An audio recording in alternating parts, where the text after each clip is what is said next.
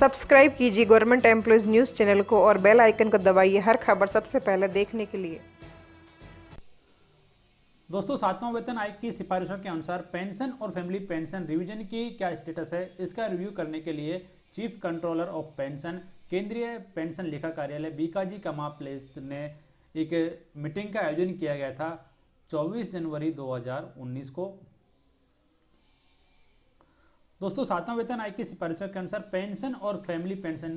के रिवीजन की स्टेटस का रिव्यू करने के लिए 24 जनवरी 2019 को चीफ कंट्रोलर ऑफ पेंशन के द्वारा सभी संबंधित पदाधिकारियों और जो बैंक हैं उनके अधिकारियों के साथ में एक मीटिंग का आयोजन किया था और इसमें इन्होंने काफ़ी सारे नए निर्देश सभी विभागों के प्रमुख और बैंकों को दिए गए हैं, जिसका फ़ायदा ये होगा कि अब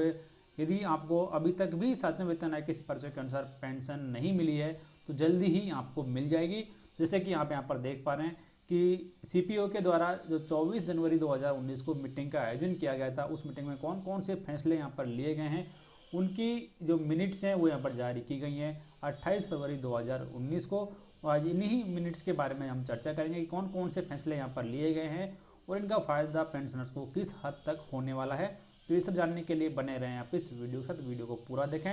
उम्मीद करते हैं सूचना आपको ज़रूर पसंद आएगी, तो प्लीज़ वीडियो को लाइक शेयर कमेंट जरूर करें और नई खबर जानने के लिए चैनल को सब्सक्राइब और बेल आइकन को जरूर प्रेस करें। तो दोस्तों, इस मीटिंग का जो पहला एजेंडा है वो भी यहाँ पर आप देख सकते हैं कि implementation of 7 CPC pension revision and its reporting by the banks. तो यहाँ पर it has been observe from the reports that as on 21 January 2019 that there are delays in crediting the revised pension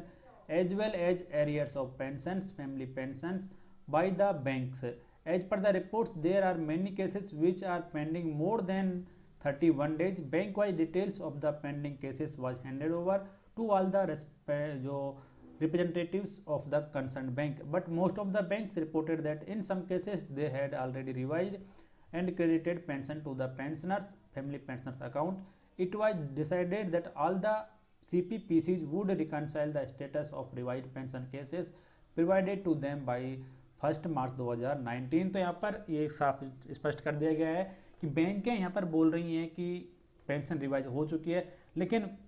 pensioners के खाते में अभी तक revised pension और उसका जो एरियर है वो क्रेडिट नहीं हुआ है। तो ये काफ़ी जो इम्पोर्टेंट मुद्दा इस मीटिंग में उठाया गया है और यहाँ पर सीपीओ ने सभी बैंकों को ये निर्देश दिए गए कि ये जो डिफरेंस आ रहा है उसको जल्दी से रिकनसाइल किया जाए और पक्की जो जानकारी है वो 1 मार्च 2019 तक सीपीओ को दी जाए। तो दोस्तों, यहाँ पर सीधा असर ये होगा कि बैंकें जल्दी से आपकी जो पेंशन है वो रिवाइज करेंगी और आपका यदि पेंशन रिवाइज हो चुका है तो उसका एरियर और नई पेंशन आपके खाते में तुरंत प्रभाव से जमा कर दी जाएगी। तो ये पहला एजेंडा काफ़ी महत्वपूर्ण है और ये एक्शन लेना है सभी जो बैंक हैं जिनकी सेंट्रल पेंशन प्रोसेसिंग सेल्स, उनको ये एक्शन यहाँ पर लेना है। उसके बाद में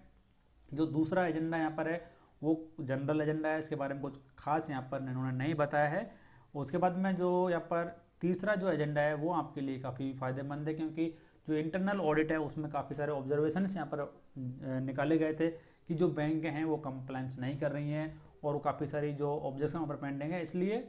सभी बैंकों को ये निर्देश दिया गया है कि जो इंटरनल ऑडिट के ऑब्जर्वेशन है उनको फॉलो किया जाए। उसके बाद में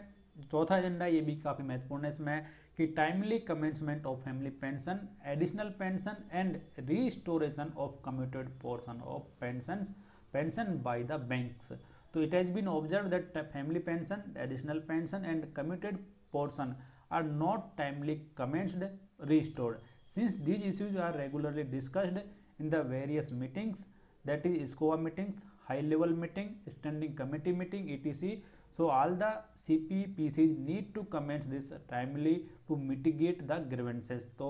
काफ़ी सारी दिक्कतें यहाँ पर पेंशनर्स को उठानी पड़ रही हैं, क्योंकि जो फैमिली पेंशन है, उनकी एडिशनल पेंशन है, कम्यूटेड पोर्शन जो है उसको समय पर बैंकों के द्वारा शुरू नहीं किया जाता है, जिसकी वजह से पेंशनर्स और फैमिली पेंशनर्स को काफ़ी सारी दिक्कतों का सामना यहाँ पर करना पड़ रहा था। लेकिन अब सीपीओ ने साफ निर्देश दे दिए हैं कि इसको तुरंत प्रभाव से इसके बारे में एक्शन लिया जाए और पेंशनर्स और फैमिली पेंशनर्स को हो रही दिक्कतों को ख़त्म किया जाए। तो काफ़ी इंपॉर्टेंट फैसला। उसके बाद में जो एजेंडा 5 यहाँ पर जब है जो एजेंडा आइटम नंबर 5 कि timely submission of the life certificate, तो ये काफ़ी महत्वपूर्ण है क्योंकि हर एक पेंशनर्स और फैमिली पेंशनर्स को नवंबर यानी हर साल नवंबर के महीने में अपना लाइफ सर्टिफिकेट सबमिट कराना पड़ता है। लेकिन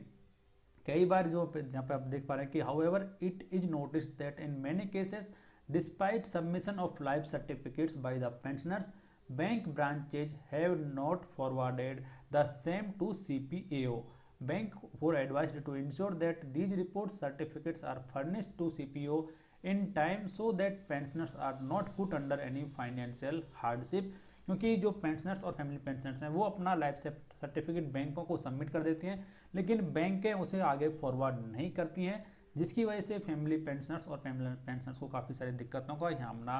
सामना करना पड़ता है। तो यहाँ पर सख्त निर्देश यहाँ पर जारी कर दिए गए हैं कि keeping in the view of the hardship being faced by the family pensioners concerned SBI was advised to send the outstanding life certificates to CPO without any further delay. क्योंकि काफ़ी सारे दोस्त हमें ये कमेंट करके भी बताते हैं कि उनकी इस महीने की पेंशन नहीं आई है, उन्होंने लाइफ सर्टिफिकेट भी यहाँ पर सबमिट करा दिया उसके बावजूद भी। तो यहाँ पर CPO ने ये साफ निर्देश जारी कर दिए गए हैं कि ऐसे सभी पेंशनर्स और फैमिली पेंशनर्स जिनके लाइफ सर्टिफिकेट उनके पास में पड़े हुए हैं उनको तुरंत प्रभाव से CPO को भेजा जाए, जिससे उन पेंशनर्स और फैमिली पेंशनर्स की जो पेंशन है वो रिलीज की जा सके। तो दोस्तों ये भी काफ़ी महत्वपूर्ण डिसीजन यहाँ पर लिया गया है। और अब यदि आपकी पेंशन लाइफ सर्टिफिकेट की वजह से रोक दी गई है तो आपको उसका भी भुगतान यहाँ पर कर दिया जाएगा। और बैंक हैं, यदि आपने आपका जो लाइफ सर्टिफिकेट है वो बैंक में दिया गया है तो बैंक इसको आगे जरूर फॉरवर्ड कर देंगे, क्योंकि मीटिंग में ये फैसला यहाँ पर ले लिया गया है। उसके बाद में जो एजेंडा आइटम नंबर 6 है कि return of old PPO by the bank, एक जनरल इश्यू है। उसके बाद में submission of E Scrolls and master data reconciliation, इसका संबंध बैंक वालों से यानी जो पेंशनर्स हैं उनका नहीं है, सिर्फ ये CPO और बैंकों के बीच का काम है, तो इसमें पेंशनर्स के लिए कुछ खास नहीं है। उसके बाद में मास्टर डाटा रिकन्सिलिएशन, ये सिर्फ बैंकों को करना है और CPO को करना है, इसमें पेंशनर्स का कोई रोल यहाँ पर नहीं है। उसके बाद में कोई एनी अदर इश्यूज जो हैं, जैसे कि पेंशन से संबंधित किसी तरीके की शिकायत है, समस्या है, उसका समाधान किया गया है नहीं किया गया है, इस सब के बारे में यहाँ पर चर्चा की गई है। लेकिन ओवरऑल पेंशनर्स और फैमिली पेंशनर्स के लिए यहाँ पर काफ़ी सारे डिसीजन लिए गए हैं, जैसे कि पहला timely commitment of family pension जो कमिटेड पोर्सन है वो, उसके बाद में लाइफ सर्टिफिकेट, और तीसरा यहाँ पर सातवें वेतन किसी पर के अनुसार पेंशन रिवीजन और उसका एरियर का भुगतान। दोस्तों ये इस मीटिंग के बाद में पेंशनर्स और फैमिली पेंशनर्स को यहाँ पर फ़ायदा होने वाला है, और अब जल्दी से जल्दी आपको जो नई पेंशन है वो आपके खाते में क्रेडिट कर दी जाएगी यदि अभी तक नहीं हुई है तो। यदि आपकी लाइफ सर्टिफिकेट की वजह से पेंशन रोक दी गई है तो उसका भुगतान भी यहाँ पर आपको कर दिया जाएगा, क्योंकि बैंकों को साफ निर्देश यहाँ पर जारी कर दिए गए हैं। तो दोस्तों इस वीडियो में इतना ही, उम्मीद करते हैं खबर आपको अच्छी लगी होगी, तो प्लीज़ वीडियो को लाइक ज़रूर करें, अपने दोस्तों के साथ में शेयर करें, जिससे वो भी इसके बारे में जान सकें। और ऐसी लेटेस्ट और ऑथेंटिक अपडेट्स को सबसे पहले जानने के लिए चैनल को सब्सक्राइब और बेल आइकन को जरूर प्रेस करें, जिससे हर एक नया वीडियो आप सबसे पहले देख पाएंगे। धन्यवाद।